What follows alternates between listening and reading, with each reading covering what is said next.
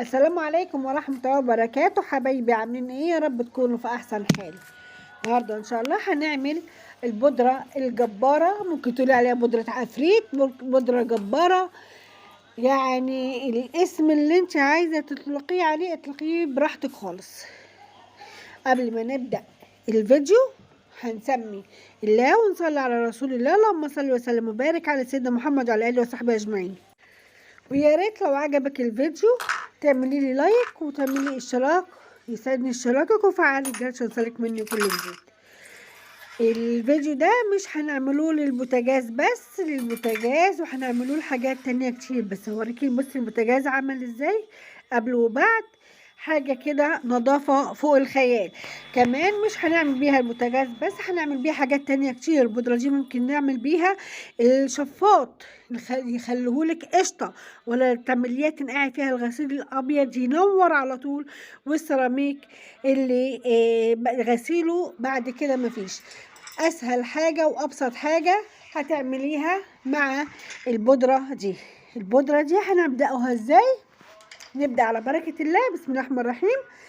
اولا هتجيبي اي نوع مسحوق انت بتشتغلي بيه، بتاع الغسالات العادية، مسحوق للغسالات العادية. هتحطي منه 3 معالق،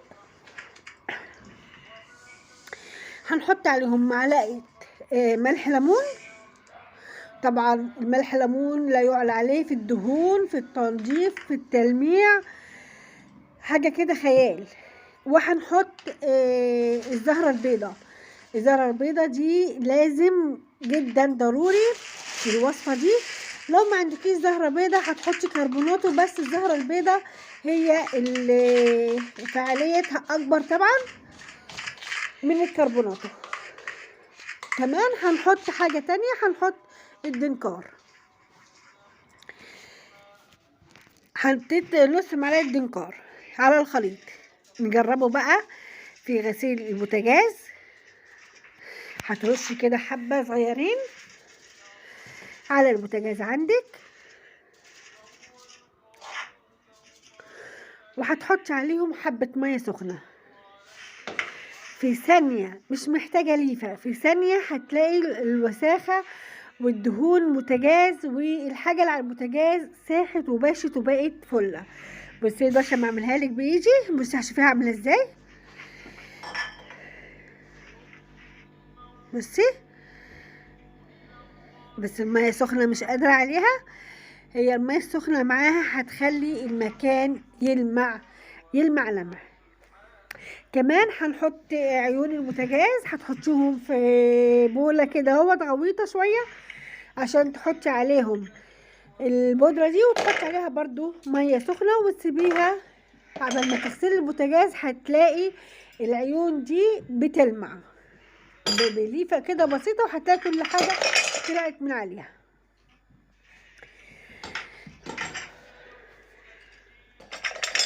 هنحطهم كده بالشكل ده.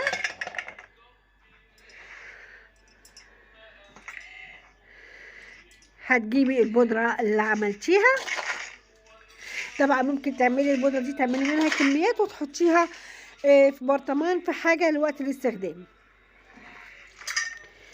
هنحط مية سخنة برضو عليها.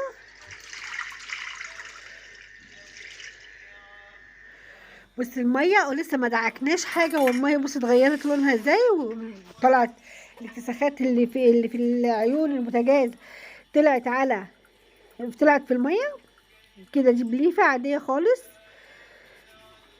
من غير سلكة، من غير حاجة. على فكرة العين الصغيرة دي السواد دي مش اتساخات، السواد ده هو عيب، تقريبا عيب تصنيع كده. يعني من ساعة ما خدت البوتاجاز وهي كده اهوت، بشاور لكم عليها. دي مش اتساخات، ده زي ما تقولي يعني كده اهوت لما جم يرشوا السلستينة معرفش لسه الحتة دي ولا ايه، وجا من حظنا ان انا خدت البوتاجاز ده. يلا الحمد لله. عموما بصي كده اهوت بالسفنجة هتلمي بقى المية. وشفتي اللمعان اهو، لسه ما بعملناش حاجه، بس اللمعان عامل ازاي. بصراحه البودره دي تحفه تحفه تحفه. انقعي فيها الغسيل الابيض كده هو ساعتين 3 قبل ما تغسليه، هتلاقيه بينور كده بيزرقط على الحبل. ولا تغسلي بيه سيراميك، تغسلي بيه الشرفات، تغسلي بيه الارضيات، تغسلي بيه اي حاجه. هي بودرة عفريت بجد. كده فيديونا خلص، شكرا على المتابعه والسلام عليكم ورحمه الله وبركاته. في امان الله.